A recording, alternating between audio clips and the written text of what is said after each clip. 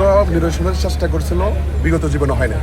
হাতিয়া উপজেলা নির্বাহী অফিসারের উদ্যোগে আজকে যতটুকু নিরসন হয়েছে, আমরা মনে করব পৌরসভা ৫ নং ওয়ার্ডের এই ময়লার ভাগারটা অতি দ্রুত সংস্কার করে এবং জলাবদ্ধতা থেকে মানুষকে নিরসন করবে। আমরা এই খালটা নিয়ে দীর্ঘ ৮-১০ বছর ধরে কষ্ট করতেছি। ওখানে শুধু পৌরসভার আমাদের সাবেক মেয়র ওবায়দুল কাদের বিপ্লব উনি এইভাবে এখানে ফালাইছেন। আমরা ওনার কাছে অনুরোধ করেছি, আমাদের এমপি মহোদয়ের কাছে অনুরোধ করেছি, কেউ আমাদের কথা শুনতেন না।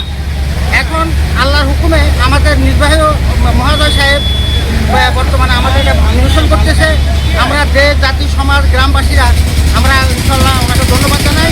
সামান্য বৃষ্টিতেই আপনারা জানেন হাতিয়া পৌরসভায় জলাবদ্ধতা তৈরি হচ্ছে। এখানের বাসিন্দারা কষ্ট করছে দীর্ঘদিন ধরে।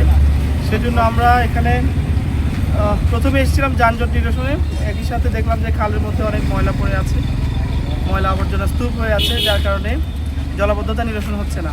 সেজন্য আমরা পৌরসভার উদ্যোগে, হাতিয়া পৌরসভার উদ্যোগে কাজটি শুরু করেছি, যেন জলাবদ্ধতা তৈরি না হয়, একই সাথে জনগণের ভোগান্তি কমে।